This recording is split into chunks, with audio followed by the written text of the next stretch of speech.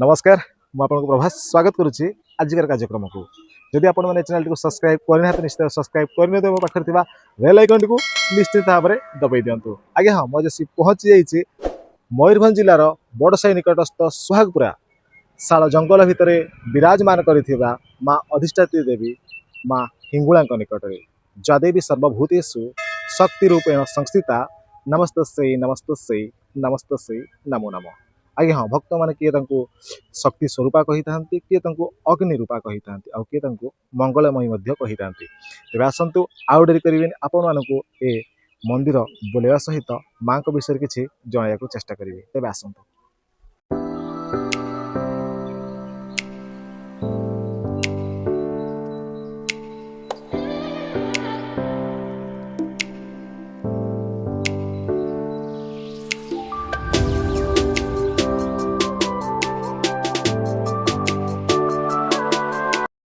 आपण मानक मु देखा चाहिए ये जो स्थान टी आप देखुं यहाँ हूँ माँ हिंगुला प्रथम आस्थान जो माँ हिंगुला पूर्वे रोते विराजमान करुले परवर्ती पर्यायर नूतन मंदिर होगा द्वारा माँ को विग्रह को सेठा स्थानांतरण किंतु ए हूँ प्रथम बा मुख्य आस्थान जो माँ हिंगुला विराजमान करते।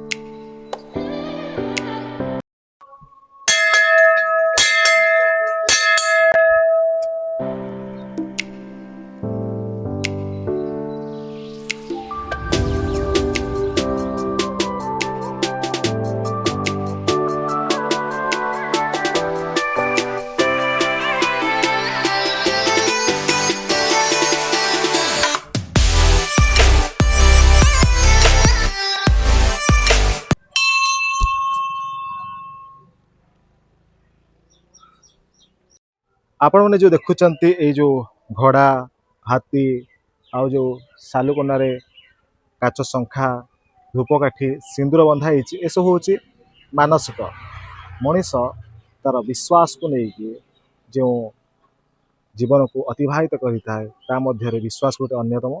तो सी विश्वास को लेकिन से माँ को जो मागी थाए माँ को पाखे जहाँ कामना करें से पूर्ण हो जाए से कौन करे ना ये को आसी से जो माँ को घोड़ा जाची थाए हाथी जाची थाए एवं अन्य जो द्रव्य जाची थाए तो आसिक मुख्यतः ये घोड़ा आउ हाथी माँ को समर्पण करें से पुणी माटीर घोड़ा आउ माटीर हाथी आउ काच शंखा आउ आप देखिपे सालुकनारे बंधाई सिंदूर धूपकाठी।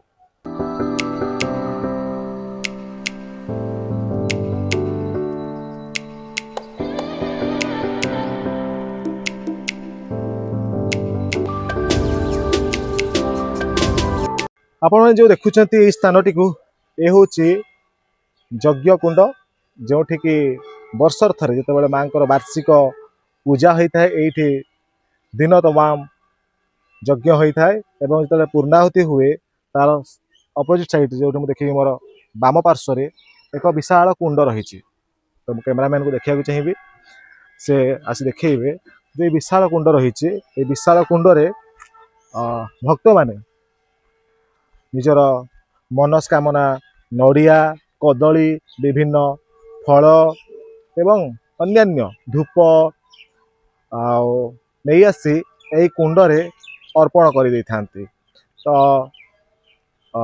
एबे एबे किछि दिन पूर्व माँ को वार्षिक पूजा जाइछि आपण को देखा चाहिए ये हूँ से कुंड जो कुंडरे माँ को जो वार्षिक पूजा होता है सेत भक्त माने निज घर नड़िया धूप कदली अन्यान्य फल एवं निज घर जदि चाल घर थाए चालू नड़ा जहाँ ये मयूरभंज कहती कुटा कुटा एवं बाउंश किंबा काठर पातिया नहीं आसी ये कुंडरे अर्पण कर दे था। लोक कथा अच्छी जिते बड़े आगु गाँ गहली रे चाल घर थिला एवं सेते बड़े निया को समस्तंकर भय थिला आउ सेते बड़े गाँ गहली निया लगुला से निया को रखा ऐश्वरिक शक्ति माँ हिंगुला को ଅଗ୍ନି ସ୍ୱରୂପା କୁହାଯାଏ। ତେଣୁ ବିଶ୍ୱାସ ଲୋକଙ୍କ ବିଶ୍ୱାସ ଅଛି ଯେ ମାଙ୍କ ନିକଟରେ ଏହି ଚାଳର କୁଟା ବା ନଡ଼ା ବା ବାଉଁଶକୁ ଅର୍ପଣ କଲେ ଯେ ନିଆଁ ଲାଗିବ ନାହିଁ। ଆଉ ଏଇଠାରେ ଆପଣମାନଙ୍କୁ ଦେଖିବାକୁ ଚାହିଁବି ଯେ କୁଢ଼ କୁଢ଼ କଦଳୀ କାନ୍ଧି, ନଡ଼ିଆ ଏବଂ ଧୂପ କେମିତି ଭକ୍ତମାନେ କିଛି ଦିନ ହେଲା ଯେଉଁ ବାର୍ଷିକ ପୂଜା ଯାଇଛି ତାହାକୁ ଅର୍ପଣ କରିଛନ୍ତି।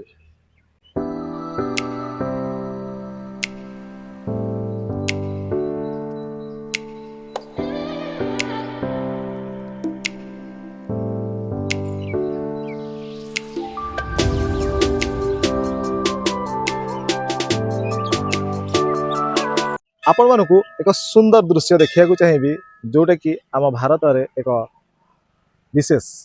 ଆପଣ ଦେଖିପାରୁଥିବେ କିଭଳି ଭାବରେ ଗୋଟେ ବୃକ୍ଷକୁ ସୁରକ୍ଷା ଦିଆଯାଉଛି। ବୃକ୍ଷ ଦେବ ଭବ। ତ ଦେଖିପାରୁଥିବେ ଆପଣମାନେ କିଭଳି ଭାବରେ ଆମ ଭାରତ ବର୍ଷରେ ଯେମିତି ବିଭିନ୍ନ ସ୍ଥାନରେ ଠିକ୍ ସେଇଭଳି ଏଠି ମଧ୍ୟ କିଭଳି ଭାବରେ ବୃକ୍ଷକୁ ପୂଜା କରାଯାଉଛି। ଆଜ୍ଞା ହଁ, ବୃକ୍ଷ ବଞ୍ଚିଲେ ଆମେ ବଞ୍ଚିବା। ବୃକ୍ଷ ହିଁ ଜୀବନ, ଦିଏ ପାଣି ପବନ। ତେଣୁ ବୃକ୍ଷ ଅଛି ତ ଏ ଦୁନିଆ ଅଛି, ଆଉ ଆମେ ମଧ୍ୟ ଅଛୁ। ନିଶ୍ଚିତ ଭାବରେ ଏହା ସ୍ୱାଗତ ଯୋଗ୍ୟ ଯେ ଯେଭଳି ରୂପରେ ହେଉନା କାହିଁକି ବୃକ୍ଷକୁ ଆମେ ସମ୍ମାନ ଦେବା ଆଉ ବୃକ୍ଷର ସୁରକ୍ଷା କରିବା।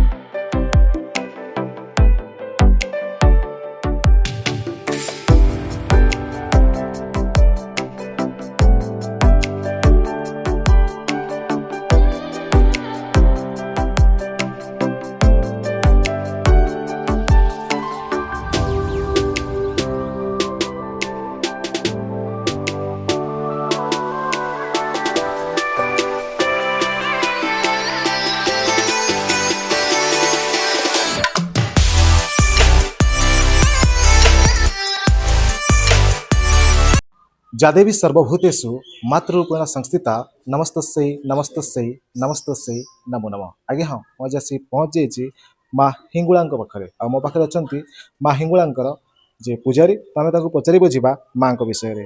ତ ନନା ନମସ୍କାର। ନନା ମାଙ୍କ ବିଷୟରେ ଟିକେ କହିବେ। ମାଙ୍କ ବିଷୟରେ ତ ଜାଣିଥିବେ ସମସ୍ତେ, ପ୍ରାୟ ସାରା ଓଡ଼ିଶାରେ ଜାଣିଛନ୍ତି। ମୟୂରଭଞ୍ଜ କଉଡ଼ି ଖଣିରେ ଯେଉଁ ହିଙ୍ଗୁଳା ମାଙ୍କର ପୂଜା ସମସ୍ତେ ପ୍ରତ୍ୟେକ ଆପଣଙ୍କର କ'ଣ ଅଭିରା ପୂର୍ଣ୍ଣମୀ ପରେ ଯେଉଁ ଶନିବାର କିମ୍ବା ମଙ୍ଗଳ ପରେ ସେଇଟା ମାଙ୍କର ବଡ଼ ପୂଜା ହୁଏ। ଏଇଟା ସାରା ଓଡ଼ିଶା ଜାଣିଛନ୍ତି। ଆଉ ମାଙ୍କର ବିଶେଷତ୍ୱ ହେଉଛନ୍ତି ମା ହିଙ୍ଗୁଳା ସାକ୍ଷାତ ଅଗ୍ନିରୂପା, ବୁଝିପାରିଲେ। ସାକ୍ଷାତ ଅଗ୍ନିରୂପା ତାଙ୍କର ଯେଉଁ ବଡ଼ ପୂଜା ହୁଏ ସେ କହନ୍ତି ବଡ଼ ପୂଜାରେ ସେ କ'ଣ ଆଜି ଯେମିତି ପୂଜା ହେଉଛି ସମସ୍ତେ ଆସୁଛନ୍ତି ମାଙ୍କ ପାଖରେ ନୈବେଦ୍ୟ ହେଉଛି। ମାଙ୍କର ଗୋଟିଏ ଦିନ ଯେଉଁଟାକି ଅଭିରା ପୂର୍ଣ୍ଣମୀ ପରେ ଯେଉଁ ତାଙ୍କର ବଡ଼ ପୂଜା କୁହାଯାଏ, ସେଠି ମାଙ୍କ ପାଖରେ ନୈବେଦ୍ୟ ହୁଏ ନାହିଁ। ସବୁ ଅଗ୍ନିକୁଣ୍ଡରେ ଯେତେ ସବୁ ଭୋଗ ଘିଅ ସବୁ ଅଗ୍ନିକୁଣ୍ଡରେ ନିକ୍ଷେପ କରାଯାଏ। ଏଇଟା ହେଉଛି ତାଙ୍କର ବିଶେଷତ୍ୱ। ସେଦିନ ସେ ମା ଅଗ୍ନି ରୂପରେ ପାଆନ୍ତି ଭୋଗ, ତାଙ୍କ ପାଖରେ ଭୋଗ ନୈବେଦ୍ୟ ହୁଏ ନାହିଁ। ଇଏ ହେଉଛି ମାଙ୍କର। ଆଉ ମାଙ୍କର ହେଉଛି ସେ ମାନସିକ ଦେବୀ। ସିଏ ହେଉଛନ୍ତି ମାଙ୍କର ଜେଜେମାନଙ୍କର ମାନସିକ ପୂରଣ କରନ୍ତି। ମାନେ ଲକ୍ଷ ଲକ୍ଷ ଲୋକ ଆସି ମାନସିକ କରିକି ଯାଆନ୍ତି, ଦେଖୁଛନ୍ତି ଚାରିଆଡ଼େ ମାନସିକ ବାନ୍ଧିଛନ୍ତି, ଏଇଟା ଦିଅନ୍ତି। ଏଇଟା ହେଉଛି ତାଙ୍କର ଆଉ ଗୋଟେ ବଡ଼ ଇଏ, ଯିଏ ମାନସିକ କରିକି ଯାଏ ତାର ନିଶ୍ଚିତ ଭାବରେ ସେ ଫଳପ୍ରଦ ହୁଏ। କାରଣ ଆମ ପାଖରେ ସେମାନେ ମାନସିକ କରିକି ଯାଉଛନ୍ତି, ଆମ ପାଖରେ ଆସି ସୁଝୁଛନ୍ତି। ତେଣୁ ଆମର ବି ବିଶ୍ୱାସ ଯେ ମାଙ୍କର ବହୁତ ମାନେ ପ୍ରତ୍ୟକ୍ଷ ଦେବୀ ସିଏ। ଯାହାକୁ ମାନସିକ ପୂରଣ କରିବା ପାଇଁ କହିଥାନ୍ତି ତାହାର ମାନସିକ ପୂର୍ଣ୍ଣ ହୁଏ। ଇଏ ହେଉଛି ମାଙ୍କର ବଡ଼ ପୂଜା। ମାଙ୍କର ଆବିର୍ଭାବ କେମିତି କ'ଣ ହେଇଥିଲା? ଆବିର୍ଭାବ ମାଙ୍କୁ ଜଣେ ଏଠି ଆଜିକି 80-100 ବର୍ଷ ତଳେ ଜଣେ ଲୋକକୁ ସ୍ୱପ୍ନାଦେଶ ହେଇଥିଲା ଯେ ମୁଁ ଅମୁକ ଜାଗାରେ ଆବିର୍ଭୂତ ଅଛି, ତୁ ସେଠି ଯାଇ ପୂଜା କର।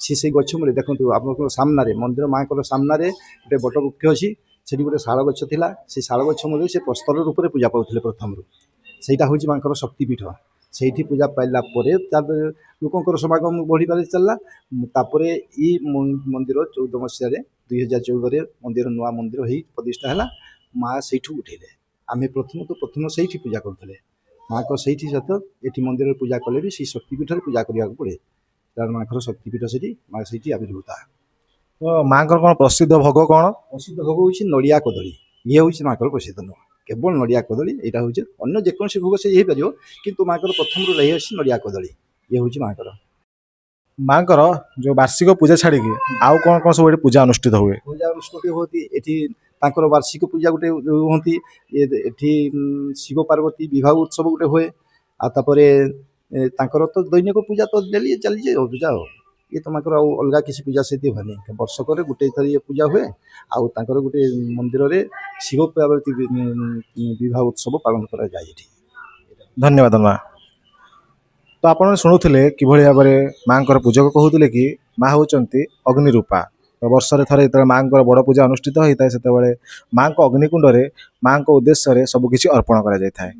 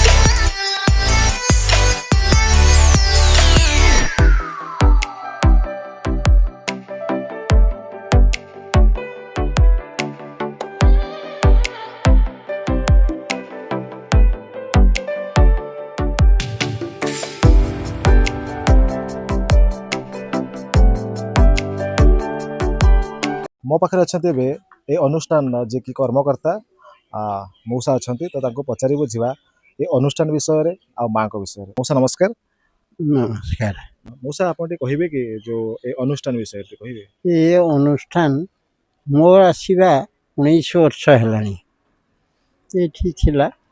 ये रास्ता कड़े थिला तापर माँ को दयारू गोटे मंदिर है मंदिर मध्य पूजा पटा हाँ बहुत लोक सबुदिन पूजा चलती सबुदिन आसपर माँ एमती गोटे आशीर्वाद है जे लोक को जनइले जगन्नाथ मंदिर शिव मंदिर राम मंदिर हनुमान मंदिर सब हो गला तेबे से मंदिर हबार भितर गोटे कारणटा हूँ कौन ना माँ को पाखु गोटे से शिवलिंगटा जो अच्छी बर्तमान से लिंगटा नर्मदा नदी आसला सेटा अक्षुण्ण तार से लिंग कौन सियाड़े देखा जाए तेणु से लिंगटा डाहाण पटे बसैवाई पुरीर बड़फंडा कही डाहाण पटे रखी तापर से कहले ना सेटा डाहाण पटे मंदिर हो किए ना जगन्नाथ निर्देश सेठू हो ठीक अच्छे जदि हऊ सेठू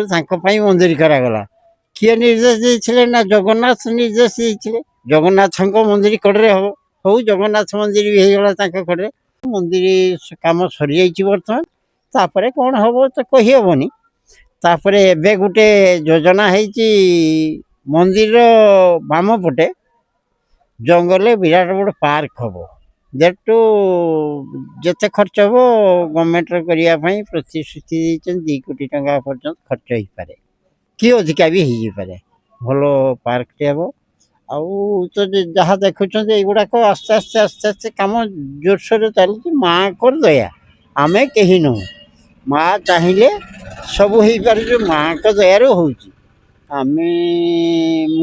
प्राय सकाले तो आसे प्रत्येक दिन सन्धार आसे आलती सारिकी 8:30 9टा बेले जाए बालेश्वर रेमुणा ये साइड्रु भी बहुत लोग आलती समय आसती ତେଣୁକରି ଆସ୍ତେ ଆସ୍ତେ ତ ଲୋକ ସଂଖ୍ୟା ବଢ଼ିଯାଉଛି ଏବଂ ଯାହା ହେଉଛି ଯାହା ପଇସା ଖର୍ଚ୍ଚ ହେଉଛି ସବୁ ମାଆଙ୍କ ପାଖରୁ ଆସୁଛି। ମାଆଙ୍କ ପାଇଁ ଯେଉଁ ଦାନ ଦେଉଛନ୍ତି ଭେଟି ଦେଉଛନ୍ତି ସେଇ ପଇସାରେ ହିଁ ସବୁ ହେଇ ଚାଲିଛି। ତାପରେ କ'ଣ ହେବ ମାଆଙ୍କର ଦୟା ଆମେ ଆଉ କିଛି ଜାଣୁନା। ଯାହା ବି ହଉ ବର୍ତ୍ତମାନ ମାଆଙ୍କର ଏମିତି ସମୟ ଆସିଲାଣି ଯେ ସବୁଆଡ଼େ ଆମର ମୟୂରଭଞ୍ଜ କେନ୍ଦୁଝର ବାଲେଶ୍ୱର ଭିତରେ ଏଠି ବି ଡେଭଲପମେଣ୍ଟ ପ୍ରୋଜେକ୍ଟ ସବୁ ନେଲେଣି ଜଙ୍ଗଲ ଭିତରେ। ତା କାରଣ କୌଣସି ଆଡ଼େ ମନ୍ଦିର ପାଖରେ ଏତେ ବଡ଼ ଜାଗା ନାହିଁ ଯେଉଁଠିକି ହେଇକି ଶାଳ ବଣ ଭିତରେ ହେଇଛି। ତେଣୁକରି ବହୁତ ଖୁସି ଲାଗେ ଏବଂ ମାଆଙ୍କର ଦୟା ଅଛି ବୋଧେ। ଯାହା ବି ଶାଳ ବଣର ତାର ଶ୍ୱାସକ୍ରିୟା ପାଇଁ ବେଶ ଭଲ କରେ।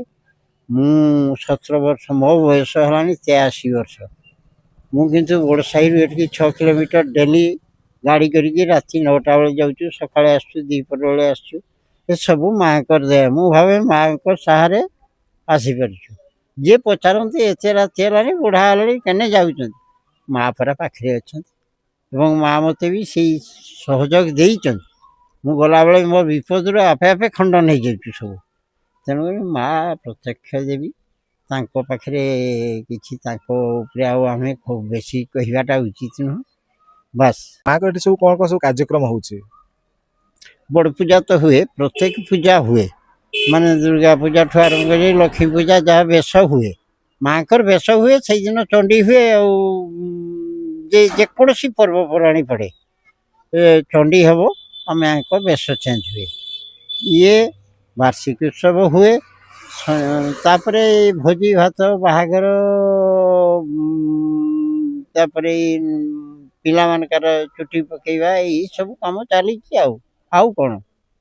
ଆପଣମାନେ ତ ଶୁଣୁଥିଲେ ମାଆଙ୍କ ବିଷୟରେ ଯେଉଁ ମଉସା କହୁଥିଲେ ସବିଶେଷ ତଥ୍ୟ। ଆଉ ଏବେ ଆଉ ଗୋଟେ ଗୁରୁତ୍ୱପୂର୍ଣ୍ଣ କଥା କହିବାକୁ ଯାଉଛନ୍ତି ମଉସା, ଯେ ମାଆଙ୍କର ଗୋଟେ ବିରାଟ କୁଣ୍ଡ ରହିଛି ଯେଉଁଥିରେ କି ବର୍ଷରେ ଥରେ ଆହୁତି ଦିଆଯାଏ ଅଗ୍ନିକୁ। ଆଉ ମୁଁ ତ ଯେତିକି କହିଛି ଆପଣମାନଙ୍କୁ, ତ ଆହୁରି ପ୍ରାଞ୍ଜଳ ଭାବରେ ଆପଣମାନଙ୍କୁ ମଉସା ବୁଝେଇବେ। ତ ମଉସା ଟିକେ କୁହନ୍ତୁ।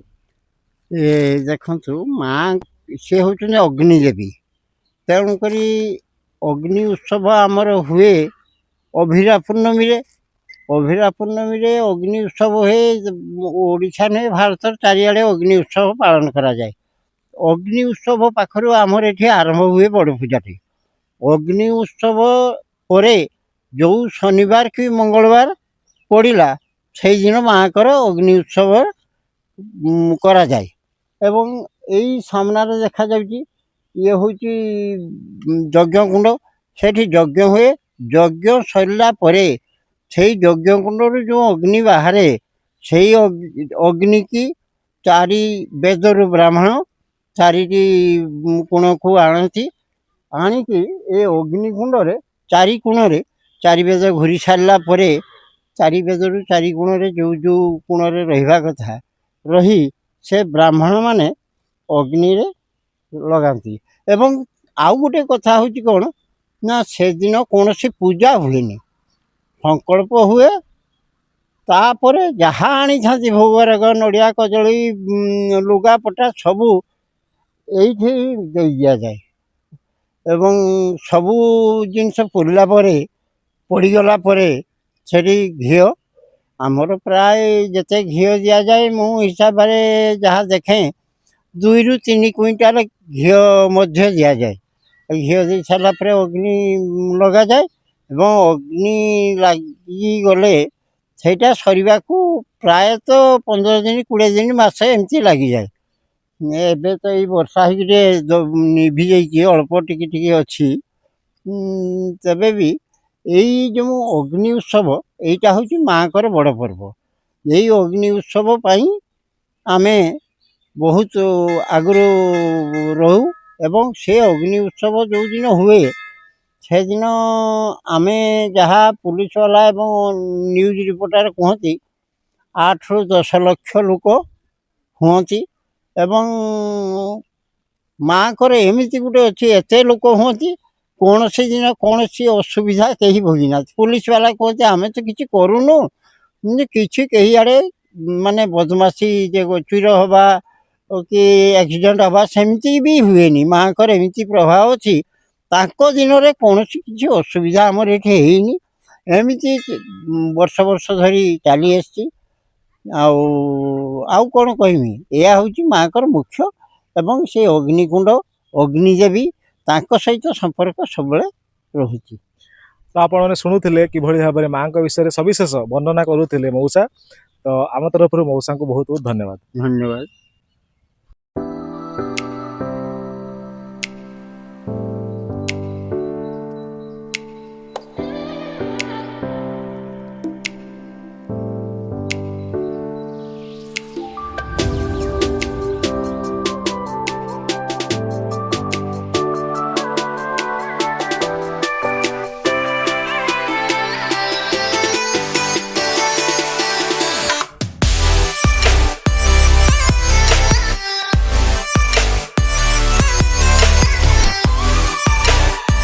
आजिकार अध्यायटी आपको केमिति लगिला निश्चित भाव में कमेंट बॉक्स में जणाइबे। जदि आपण माने चैनल टी को सब्सक्राइब करना तो निश्चित भाव सब्सक्राइब करनियंतु एवं पाखर थिबा बेल आइकन टी को निश्चित भाव में दबाई दियंतु जहाँ फल कि एमिति स्थान घटना व्यक्तिविशेष ऐतिहासिक स्थान ऐतिहासिक घटना एवं विभिन्न कार्यक्रम संपर्क में आपको खूब कम समय जणाई पारिबे। तेज आज एतिकी रोचे प्रभास नमस्कार।